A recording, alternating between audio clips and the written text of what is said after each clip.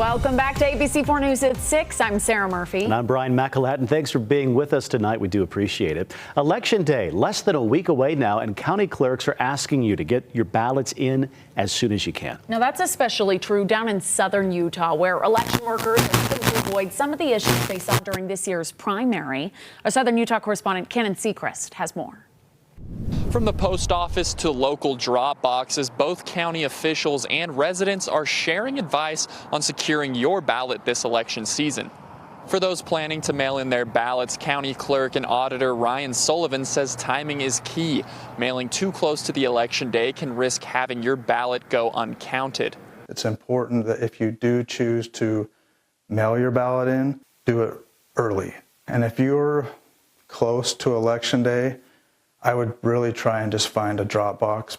That's what happened to hundreds of southern Utahns during the primary election cycle. In Iron County alone, 415 ballots were postmarked too late despite being mailed 2 days before the election. That's because many of southern Utah's mail-in ballots to this day have to be routed through the USPS Center in Las Vegas.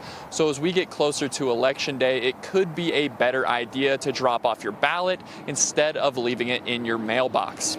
I highly recommend taking your ballot into the post office and having the postal clerk hand stamp the ballot envelope with the postmark and make sure you can read it. If it's smeared, or have them restamp it before you turn it in.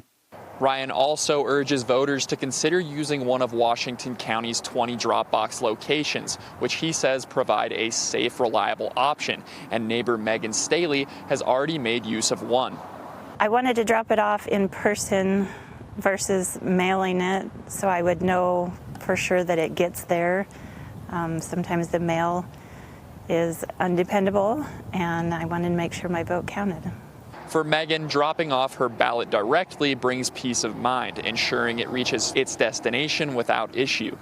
Yeah, that is a worry, thinking that your vote might not count and it might get lost, or someone might not deliver it on time and then your vote doesn't count. And this year we need all of our votes to count, and it's a very important election. Washington County officials remind voters that the last day to accept mail-in ballots is November 4th, and if you're mailing it in close to that date, use a drop box or vote in person to ensure that your vote counts. Reporting in St. George, Cannon Seacrest, ABC4 News. Cannon, thank you. Now, with just under a week until Election Day, we want to let you know about our plans here at ABC4 for Election Night. Our first newscast on November 5th will be at 3 p.m. Take note of that. That's typically when Judy Justice is on. We'll then come back on the air at 4 p.m. until ABC News then takes over coverage at 4:30. We will work together to bring you both national and local election headlines throughout the night until we come back on the air at 10 p.m. for wall-to-wall local election coverage.